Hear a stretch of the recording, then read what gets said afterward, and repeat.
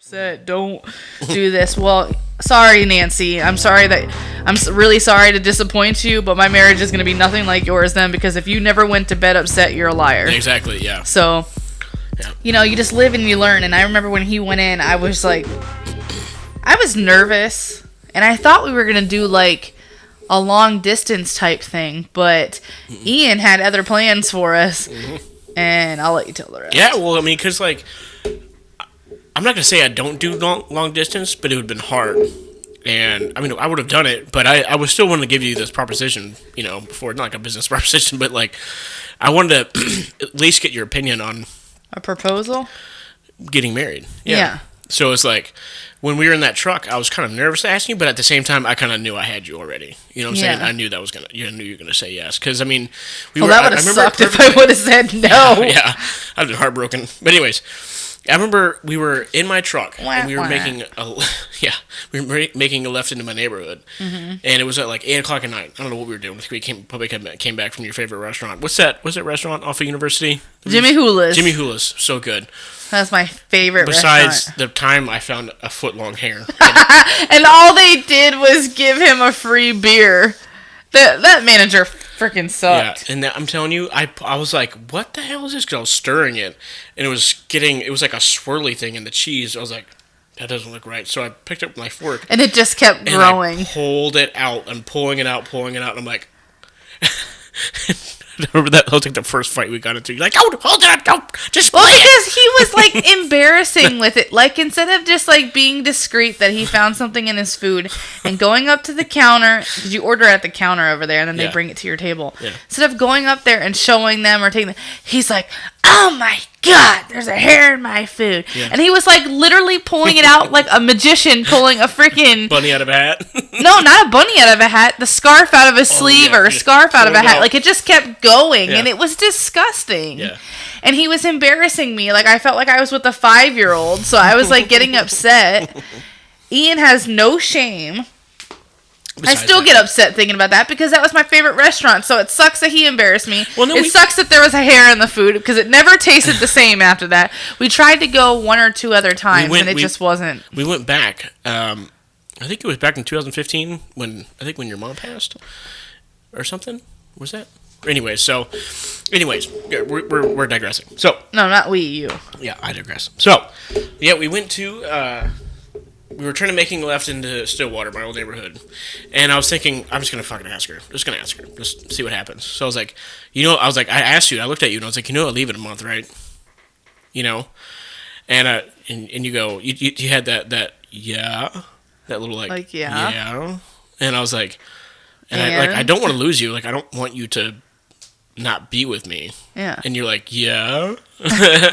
And I was like, so do you want to get married? It was just like that. It was so nonchalant. And you're like, yeah. You either said, so do you want to get married? Or you said, well, like, why don't we just get married? Yeah. Or something like that. It was very chill. And you were like, yeah. Like, okay. Yeah. But that wasn't his way of asking me to get married. That was his way of asking me if we should get married. Yeah. Or... are we on the same page about that? Yeah, his proposal to me was way different. That wasn't the proposal. That was just like his question to see if we were like on the same page. Yeah. But yeah. Yeah. I remember I told you that I loved you and like a month in from our relationship. Oh, dude, I was crazy about you. Yep. I still am. There's no was. I still am. But anyways. No, he's not. He's lying to you. Don't listen to him. Yeah. What was the point when I was going with that? You were talking about... Oh, yeah, so we kind of gave it a night just to sit on it, right, before we told our parents. I wish I was sitting on it. Yeah, you have. Anyways, so... now that my husband is... never mind. So, yeah. But we've been through some shit. In the first 4 years we've married that we were stationed at Carson, Colorado. He was always gone. Always gone. And every time I came back, we had to... And I'm not looking for a sob story. I'm not saying this because I want that reaction.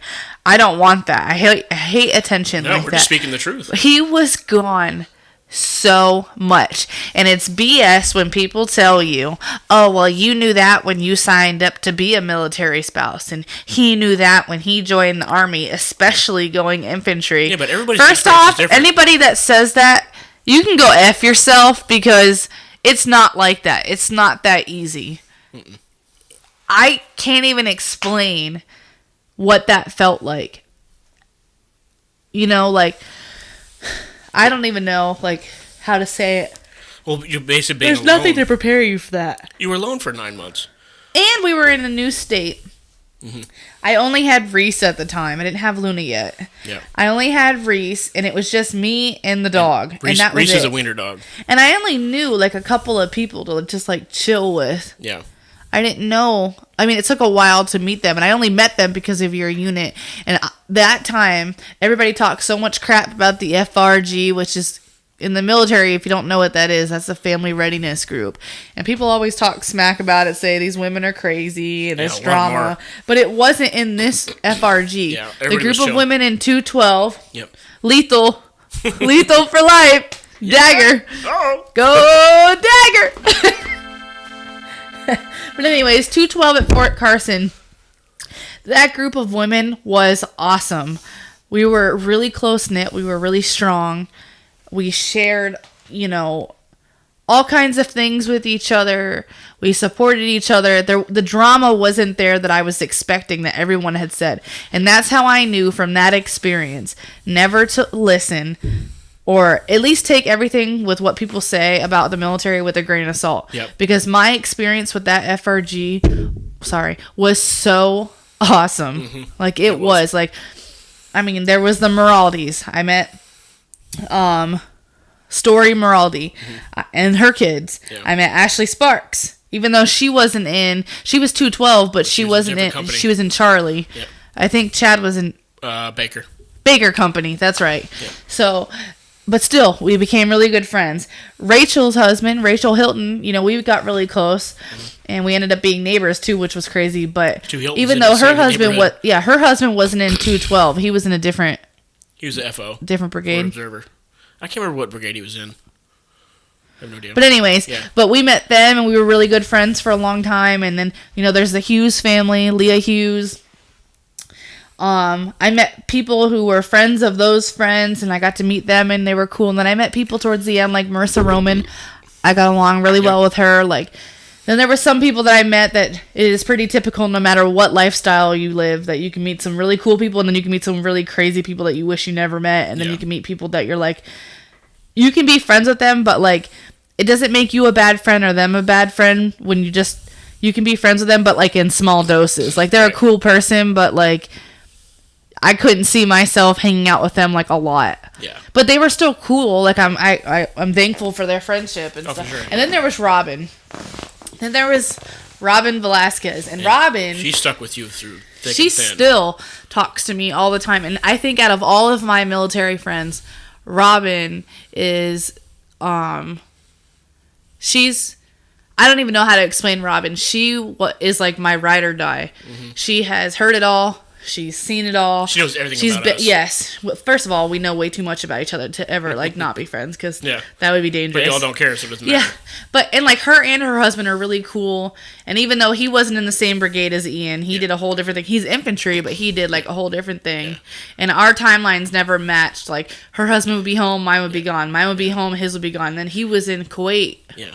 Or Iraq. No, he was in Kuwait. Yeah. When I knew him, I think he no, I didn't know him when he was in Kuwait. He just came back, didn't he? I think so. No, you're talking about Rachel Hilton's wife, her husband. Justin. He was in Kuwait. I don't know. Kaysen did go to Kuwait or something. He was deployed at one point. It wasn't when I knew him, because I remember when he was home. I met him. You know, we hung out a couple times. Yeah. When we all of us. But anyways, you meet some really cool people, just like the service member. You know, they have really cool buddies, people that they're really cool and close with, and then you go through shit that's really shitty that makes you grow. Mm-hmm. And you get really close to people. Then you go through cool stuff with people that makes you grow. Yep. But you know, I had met some really awesome people, and I'm really glad that I still stay in contact with a lot of them, even if it's not all the time. You know, we're still friends on Facebook and Instagram and Snapchat and all that stuff. And, like, I know that life gets busy and not everybody can keep up with each other. Like, that's unrealistic. And I don't think those people are shitty friends, and I hope that they don't think I'm a shitty friend, but... Y'all move on. Yeah, but it just happens. It's not like you're not cool with each other. Right. But still, out of all of them, though, Robin's my ride or die. That is my girl. That's my snatch. That's what we call each other. You don't need to know what that means. I know that sounds wrong, but you don't need to know what that means. Well, but exactly how it sounds. A snatch. If Ian was staying in the military, I would do anything to see if we could get stationed where Robin and them would be stationed next, because that's possible. Yeah. The Army's big, but it's a small world, and it can happen. Yeah. But Robin and her family and her girls, they like changed me. Yeah. They changed me. They're really good people. Mm-hmm. They're really good people. Yeah. But yeah, so yeah, I mean, we've been through a lot with the military career, and you know, I mean, like going back to how it was always gone. I'll tell you why, because as soon as you and I, when we first got to Carson, I had the meeting with the brigade commander from 2nd Brigade. Yeah, or McGurd. And he was like, who's all in 212? Or at the time, it was 4th Brigade. Yeah. And who's all in 4th Brigade? And I raised my hand, pretty much the only one. And he's like, you're going to Afghanistan. And I'm like, cool, whatever. And he's like, y'all leave, like, in February. And it was, like, November. I was like, oh, great. So... You were the only one that raised your hand? Mm-hmm. Yeah. Yeah, I was the only one going into 4th Brigade. I guess because we were, like, on overflow with... Why did you go to 4th Brigade? That's just where they put you? Yeah, that's where they put me. Oh. So, you know, and I came home and I told you, of course you were like, fuck, man, really? Yeah. And so we had Christmas. Yeah, we had Christmas together, and then I was gone, Yep. Yeah, so we celebrated early. Mm-hmm. No, my parents came down. Oh, yeah, the first Christmas, That's right. So 7 months goes by, I come back. We hang out with each other for a little bit, and then I'm off to CST, which is Cadet Summer Training, where we're teaching lieutenants. And that's another 4 months. Knox? Yeah, that was at Fort Knox in Kentucky. And then during that time, at the end of that time, we get word from our commander saying that we're going to Helmand again, or not again, but going to Afghanistan again.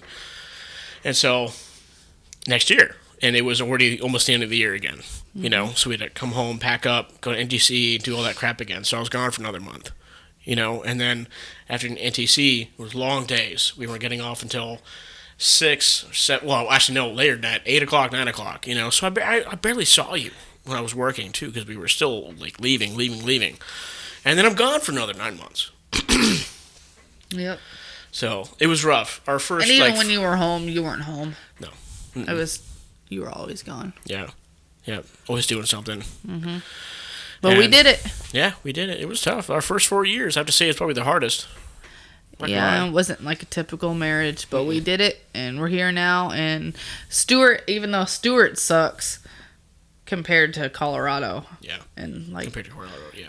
And it's ghetto over here, but our experience, though, with Stuart, as far as him being able to be home, is 1,000 times better than it was at this was Carson. Like a mini vacation. Look at I've been here for, 2 years now? We've been able to not have to worry about you going to NTC and you going on deployments, and it's spoiled us. And then, the accident, unfortunately, did happen. Yeah. But fortunately, at the same time, it happened. Mm-hmm. And I know that everything happens for a reason, and then there's obviously a reason that he's getting out of the Army, but... Yep. That'll be a whole new exciting adventure soon. Yep, that's right. But anyways, we've just been through some stuff, and I have to say it has made us stronger, but there are parts that's like, damn, that's shitty, when you look back at it. But I'm kind of glad we went through that, because it's helped us build character in our marriage. Exactly, yeah. Yep. It's a good way to put it. when just for some advice, or people, couples that are going to the military, don't listen to anybody else's experience. Everybody's experience in the Army and the military is different. Just experience for yourself. Yeah. You can listen to what they're saying and be like, yeah, cool. If it's good advice, then yes, listen to it. But if it's from their own experience, be like, okay, whatever. It's just like becoming a parent for people. There's no handbook that tells you how to be a parent. Yeah. You can read all the books you want. Yeah. You can listen to all the advice you want, but You're never going to be 100% prepared. No. You just got to take it and run with it. Yep. But, yeah, so that's going to wrap up our podcast. He's so stupid. Anyways, yeah, all right, guys. So if you would like and subscribe to my podcast, well, that sucked. That'd be great. Like my video and subscribe to my podcast. And it was nice meeting y'all, and maybe I'll be on a future show. Yeah, I hope so. Yeah. We'll think about it. Sexy ass wife. Anyways. Peace out, y'all. Yep, y'all be good.